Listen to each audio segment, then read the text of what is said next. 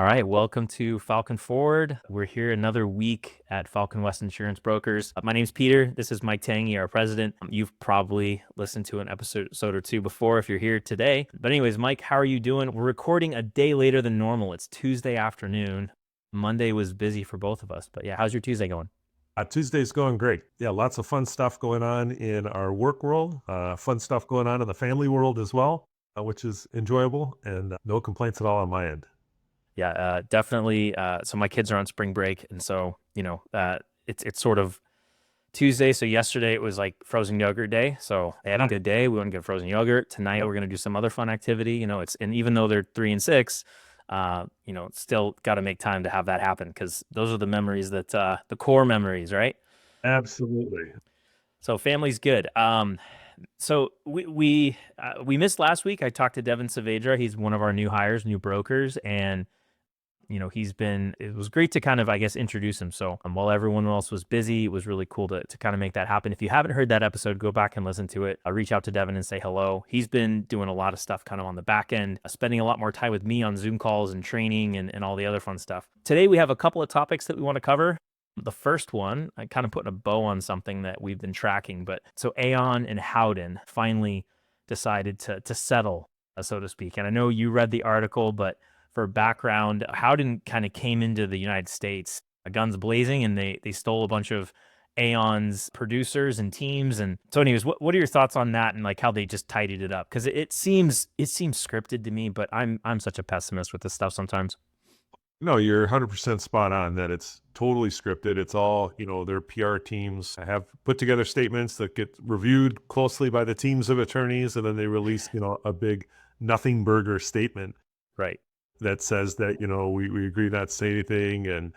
But it reiterates what we talked about. When was this? 4 weeks or so back on one of our podcasts, and we talked about is Howden tried to come into the U.S. They had a $9.6 billion offer to buy Assured Partners that got spurned. Assured Partners went elsewhere, and so then Howden just came in and said, we were going to pay 8 times earnings for Assured Partners. And what instead we're going to do now is we're just going to poach. We're going to offer big payments to people up front to come join our team. We know we're going to get sued. We got a team of attorneys, all pre-negotiated rates. And, when we settle these claims, we're going to pay 1.5 to 3x, which again, terms weren't disclosed on this, but in past court cases that we've seen, that's how it goes. And Howden, they're looking at it, hey, we bought this for a 60-70% discount off a list price on it, and they'll go at it. And again, that's the model of those people. It rewards shareholders well, because financially it all pencils out. It's not for me. It's not how we're going to do things. And at the end of the day, I think you're just inviting more headaches. If you lure people with money, then, who's not to say that the next person's going to come along? And, we're reminded of this all the time. I don't know. Are you a basketball fan? Did you watch the NCAA to tournament? I No, I didn't. I mean, I'm a basketball fan. I watch 6-year-olds play every weekend, but that's a Yeah. different category of game. It's just as exhilarating for me. But what did I miss? Yeah, no. And I would argue that you're probably watching the better, more pure form of basketball. So Michigan, 2 years ago, I think was like 8-24, some terrible record, hired a new promising coach who had done things at a smaller school, gave him $10 million to spend on his roster. And he went out and, completely turned over the roster. To his credit, he got players that weren't stars at the schools where they're at.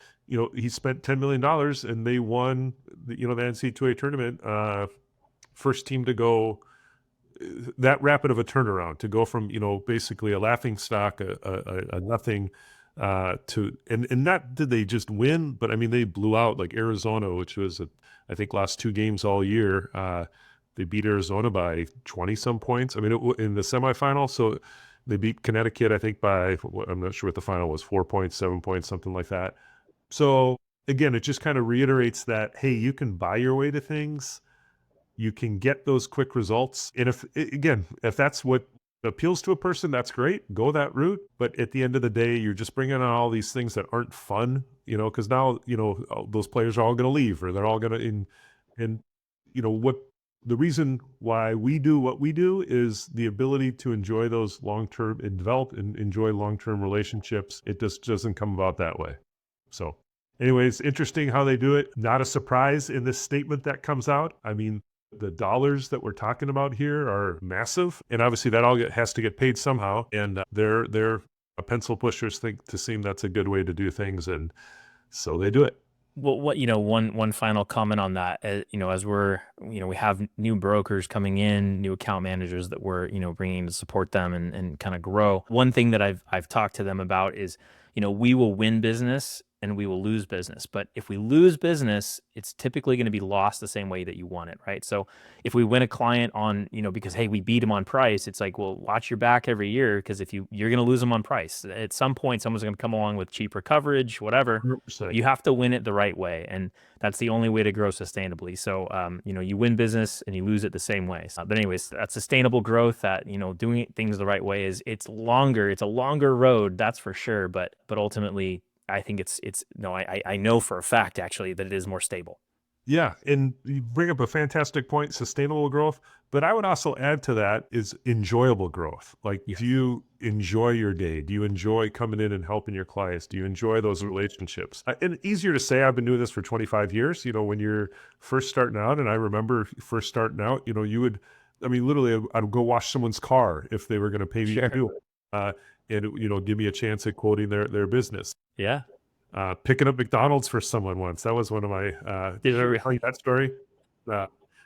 Uh, Brilliant. There, I was going on a new prospect meeting and just confirmed the appointment with the office manager on it. And she wrote back saying, yes. And, would you stop by and pick me up a McFlurry or something like that? That's And awesome. yeah, and I, get credit to her. Might as Yeah. well get the salespeople to do things. But Of guess course. what? I stopped and picked up a McFlurry, and we've had that account for 12 some years now. So, um, and she no Awesome. longer works for that business owner, by the way. Yeah, Yeah. yeah.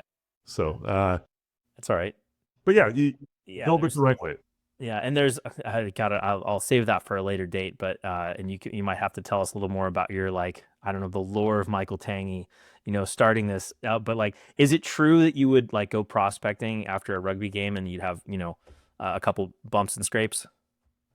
Yeah, and I wouldn't go, right after the game. You'd Right, obviously yeah, yeah. Clean up think about on it. You play games on Saturdays, and Yeah. when you go doing your cold calls on Monday, and it was when Fight Club the movie was out, and no one would believe me that I was playing rugby on the weekend, because you would show up with black eyes, and Yeah, it was a yeah. good icebreaker, good Of conversation course. when you go. Got to use it to your strength, right? Yeah, That's awesome. my first manager, kind of along those lines. He would always tell me, he's like, "You gotta smile more when you go in these meetings. You gotta smile, because otherwise you come in and people think you're gonna shake them down." But, Right. I still remember, "Smile, you gotta smile." That's hilarious. That's a quote right there that I'm gonna hold with me.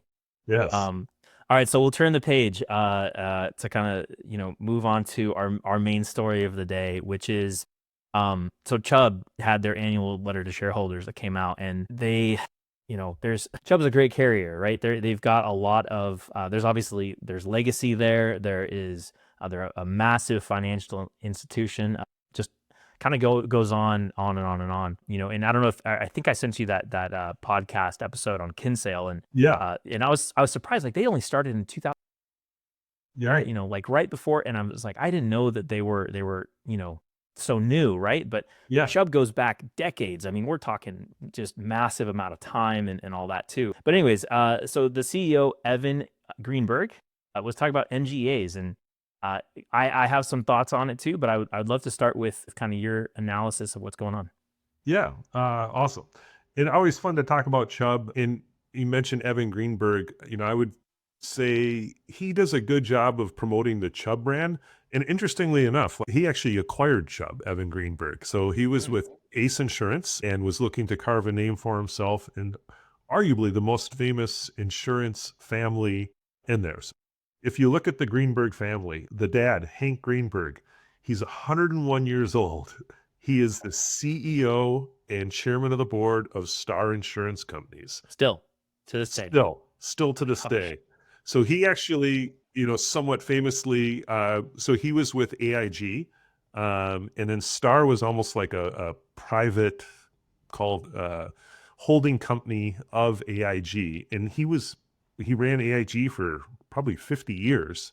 And when you're 101 years old, you can fit in a lot of a different Yeah. over that time. Yeah. He got kicked out of AIG, but at one time he was the head of AIG, which was at the time was the largest insurance company in the world. Son Jeff was the CEO and chairman of Marsh McLennan, which is Yeah. the Yeah. largest insurance brokerage of the world. Yeah. And then Evan was trying to make a name for himself. So, and he started with Ace and acquired companies and then acquired Chubb. It Mhm. was one of those situations where a smaller company bought the bigger company, adopted the Chubb name because Evan thought that was more valuable than the name of Ace. And so that's how Chubb kind of came to its present day. And if you look at and those are like the most famous Greenbergs in insurance, but Yeah. two other brothers are also involved with and now with Star, but had been AIG and then at Star. These guys are now in their 60s and 70s. So he's got these three boys that are all CEOs of different insurance companies. Yeah. 101 years old. I Googled this, and there actually isn't a lot of press out there, but I don't know if there's many CEOs that are still 101 years old. And Star isn't a small company. They wrote 12 billion in premiums last year. So they Right. are Right. Right. a large company on their own right. And then he's got the one daughter who, disappointingly, she's only a physician. Right, right, right. I mean, what is I like, I don't know. I remember, for our family dinners, because we had family business, was like all family business, but like that table, that Thanksgiving dinner, that Christmas dinner has got to be something else. Can't even imagine how that would go. Yeah. So exactly. And so just Chubb specifically, share letter that Evan Greenberg writes every year, just it gets read a lot. And anytime he comments, I mean, he's, you know, arguably he speaks with a perspective that very few have in the insurance industry. And then he operates a company that is, one of the more respected brands in the world. So Chubb last year, just some fun facts on it. $66 billion in premium was what they wrote. That generated almost $10 billion in profit for them last year, which was a record year of profit for them.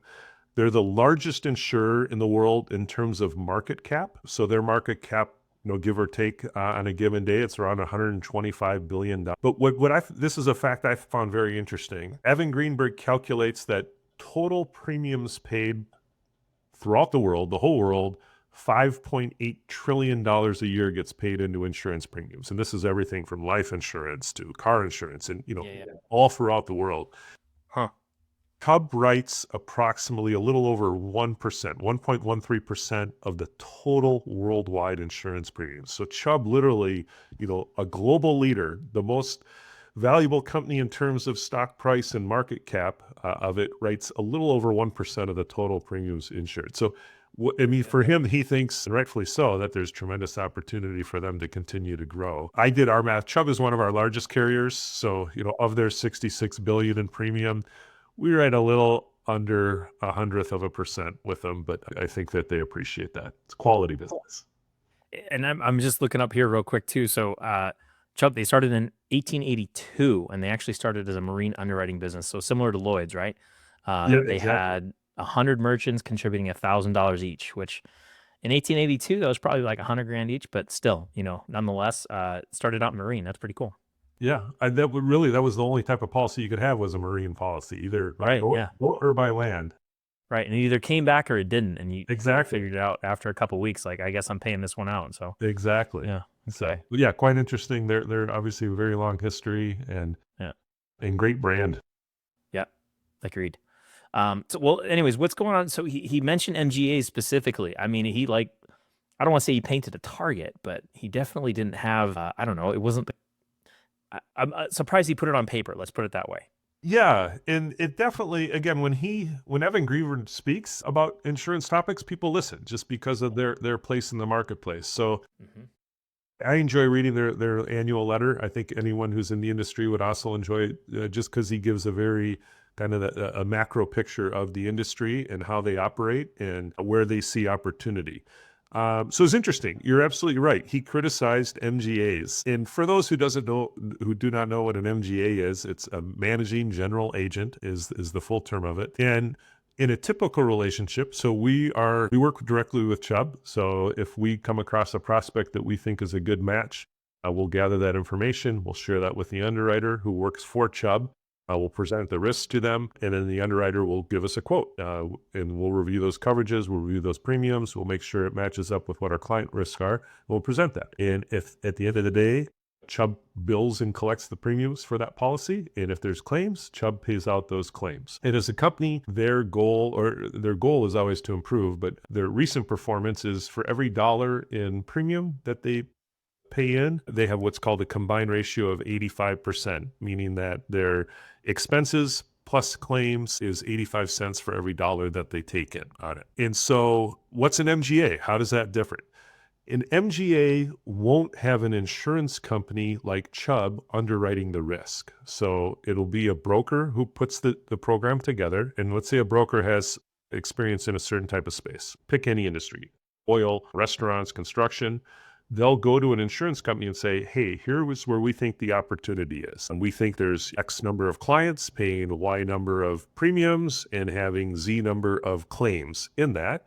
So here's where we think you need to price these policies out to make a profit, pay for all your expenses, and make a profit after that. And insurance companies, if the person has a good track record and has a good data set of clients that they can show for this, they'll say, yeah, sounds like a good deal. Let's do it. And who are some of the companies that would kind of participate and want to do these MGA space? A lot of it is funded by, we'll call all the alternate sources of capital out there, like private equity, venture capitalists, hedge funds, but it can also be insurance companies too, as a way to say, hey, we got money here that we want to earn a return on. And, based upon these business plans that whoever put together this particular program for the MGA will put together, they'll say, yep, we'll fund it. The person that broker who runs it, they'll be the ones who will screen the clients, in effect, do the underwriting, and then but it's almost on like a predetermined pricing format. So it's important that an MGA is writing the same type of business. So construction MGA, you're not going to say, hey, we're going to write a restaurant because it's my brother-in-law's business or something like that. So they're going to know their business. They're going to know how to price it. And then it's very kind of cookie cutter like. And then they are paid a commission, just like we're paid commissions on the policies that we sell. And then if claims come in, ultimately it's the insurance company that's backing this MGA that is paying out those claims. And they may do that internally, like have their own claims adjusters, or they may outsource to third-party administrators, which is the same way insurance companies do it as well. Chubb and everyone else has their own people for certain claims, and then they outsource for a third-party claims adjusters and claims administrators as well. So real quick, like a question I had that came up. So like I have a friend of mine, he's up in Newport Beach, and he put together this, I guess you call it an MGA program, but he went to an MGA that he knows, and he said, hey, look, I know a ton of people in the window tint space. Yeah. Doing vehicle window tint is all they do. And that's the program. So he rolled it out, and that's what he writes is window tint. And he was telling me that like the turnaround for him is incredible because he's not insuring the car, he's just insuring the window tint activity. Like it's very niche, very specific. He's like, I can turn out a policy in an hour. Like, I just a couple questions and here you go. Yep. Is that the specificity of these, or are there I think there's oil and gas MGAs too, though, that maybe are more complicated. So does the size vary, or is it just super small stuff? Yeah, no, 100% can be very large risks. And it's very tailored. So what you're describing with the person with the window tint business is exactly that. They go to insurance company and say, here's what we're going to write. Here's the data set for it. Because again, how many claims are we going to have? Right.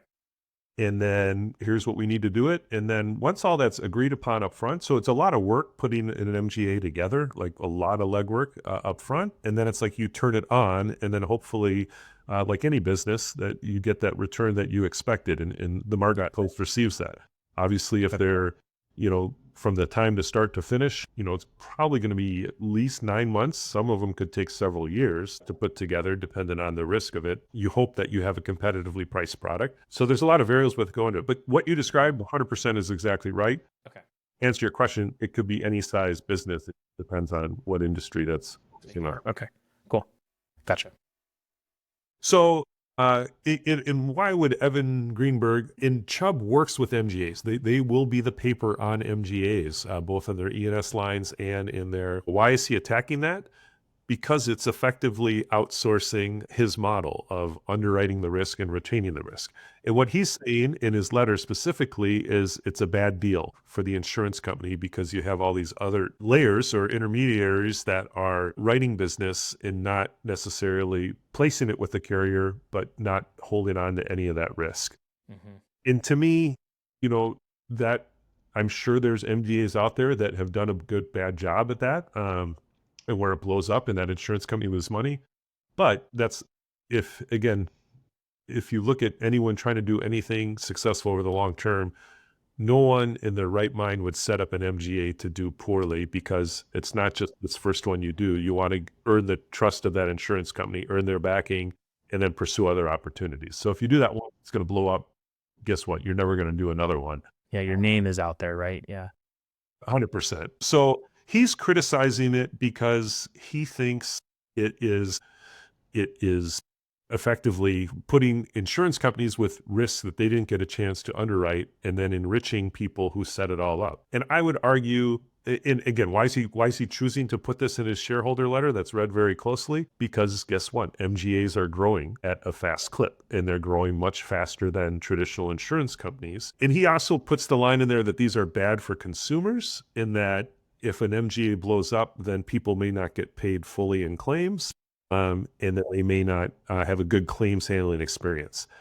And again, I would argue that that's true for any insurance company, that if the program doesn't do very well, insurance companies go out of business. And ultimately, it's the broker's job to place their customer with the best possible solution for them, in making their customer ultimately aware of, hey, here's how MGAs differ than a traditional insurance company, and presenting all that along with the coverages, the terms, the pricing.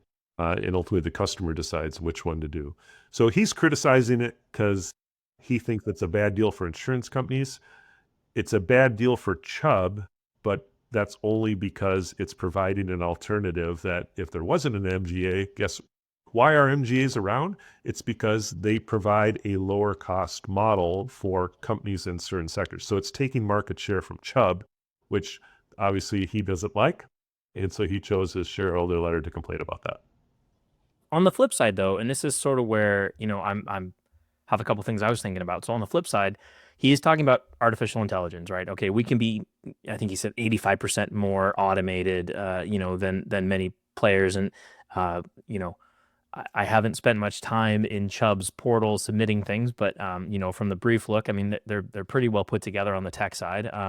But then he turns around also, and, they cut, I think, 8,600 jobs too. So, there's kind of there's two sides of this, and I don't know how many people work for Chubb in total, but 8,600 people is a lot. I would argue for the MGAs in this case a little bit, though. Like, there's value in having that niche experience. So if I look at, and I can only kind of take this, but like if you focus on high net worth and you're really good with the high net worth space, people that need that type of coverage, you're going to learn how to speak their language. You're going to know what to look for, the questions to ask. You kind of become, more of a technical expert. I mean, talk to Randy Bach. He's been with Falcon. I mean, he just knows what to look for, the questions to ask, making sure that everything's kind of covered. Chubb, they write a lot of high net worth, risk too, I think, with us. But like, if you go over to like oil and gas, kind of the same thing. Like you kind of start to learn like the specifics. So like, wouldn't an MGA potentially just be led by a brokerage that is like, hey, look, we're really good at this one particular thing. We love what we're doing. I feel like the clients benefit from that experience, and Chubb's great, but there might be certain things where they just can't get that type of experience, but they might still want to back it. So I don't am I missing something there? Or is that, I don't know if that question even resonates, but Yeah, I guess parts of it would. So certainly in the high net worth space, Chubb is by and far the market leader in that space, and they have, and they will continue to be. I'd say that's not a good space for MGAs to focus, because again, if you look at the clientele there, they want to make sure, for them, pricing is maybe fourth, fifth, or sixth on the list. But first and foremost is making sure that there's a stable insurance company that will defend them in the unlucky event of a catastrophic type claim. Versus an MGA would target a business that is having a very difficult time obtaining insurance. Okay. So think construction, think restaurants, think just trucking, any type of business that, on a year-to-year basis, they don't know if they're going to be able to be insured, or they're going to be insured at a price that will effectively allow them to continue in business. Obviously, no company wants to lose money. And if a company loses money for too long, they shut the doors. Sure, of course. So MGAs, think about it more for a space like that that's high hazard, very niche. And so high net worth personal lines, there's again certain pockets of the country it may be more challenging to buy like home insurance, but you can by and large get auto insurance everywhere in the US, umbrella insurance, those types of things specific to high net worth homes. So where an MGA comes into play, where I would argue for the consumer is if you have a marketplace and insurance, it's intangible. So anything can be insured for a certain point. It's just, does it make financially sense for like a business can't afford premiums that, if let's say they increase 30% a year, year over year over year, after a few years, it's not likely you can pass that on to your consumers. Like that's the type of thing that it's going to go out of business. So MGAs will come into that. If you think of an industry where prices have gone up year after year after year, not a lot of players in that space.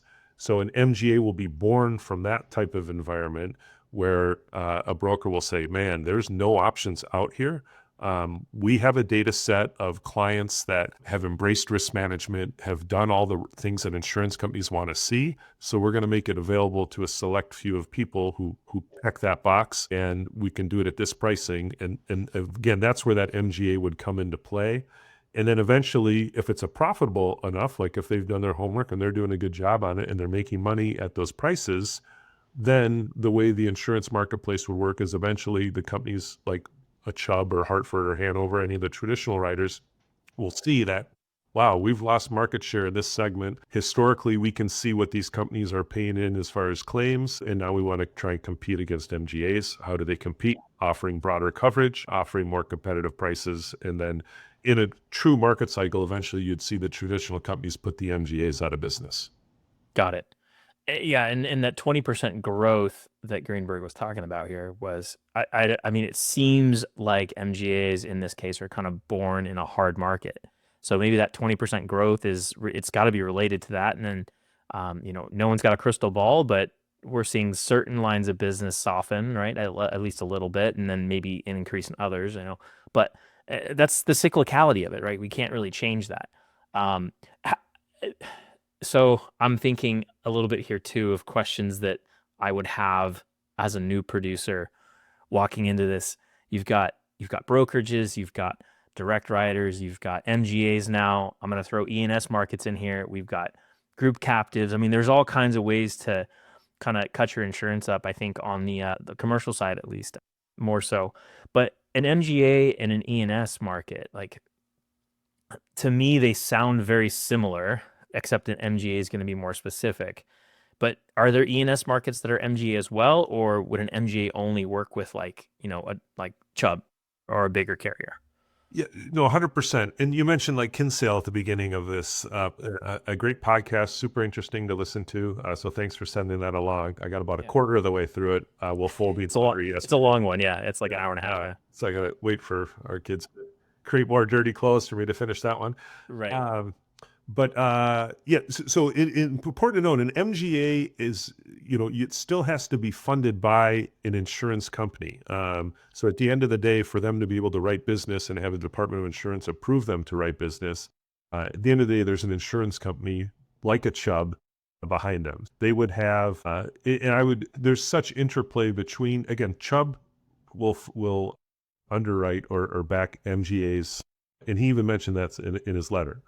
So every large insurance company has their business that's only in E&S, has their business that funds some of these alternate type vehicles like an MGA, as well as writing through brokers. And then, they don't try and advertise this, but most of them also will write direct to customers as well. And they don't want to upset the brokerage community by making that super well publicized, but it of course is happening on stuff. So yeah, a lot of different flavors.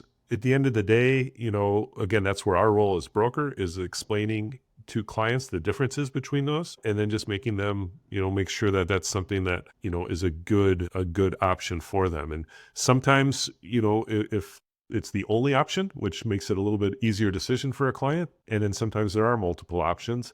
If you had an equal pricing from an MGA type program and from a traditional carrier like a Chubb, I would think most clients would pick that traditional carrier just for the stability that it offers. Gotcha. Yeah. All great points. Man, time flies. We're already at the 30-minute mark, which I thought we were talking. I looked at the clock and it was like 30 minutes. I thought it was maybe like 10. Yeah. So that was a great topic to cover. We were going to talk about COIs, and I think I'll save that for the next episode. And because I mean, really, after such a gangbuster story about Chubb, there, who wants to hear about COIs? So I think we'll leave everyone here, and we'll see you again next week. But I will put links in the show notes for all the things we talked about, including the Chubb shareholder letter. Yeah. I don't know, Mike. It might be fun. Like, I don't know. I'm a huge fan of like Tom Gaynor at Markel, and like he's got people on his board like Morgan Housel, who's an author, and all these really cool people. But it might be fun to do like a breakdown once a quarter of one of these insurance companies, and just kind of like, I don't know, like look behind the curtain a little bit, because the management of these places is amazing. And anyways, Yeah. that's another story. No, but super interesting. And again, that's what makes like a letter from Evan Greenberg so interesting to geeks or nerds in the insurance business, Yeah. because he does break down every line segment that they have and what they're focusing on. And again, the world that they see is the geopolitical risk in things. It's quite fascinating. And again, great company with Chubb. Very cool to see, and interesting family. Having a dinner with Hank Greenberg, 101 years old, and running a $12.5 billion insurance company. Yeah. Pretty cool. Yep. He puts his clothes on the same way we do every day, Yeah. So anyways, Mike, thank you for your time. For everyone listening, thank you for being here, making it to the end, and we'll see you again next week. Thanks. Thanks a lot, Peter.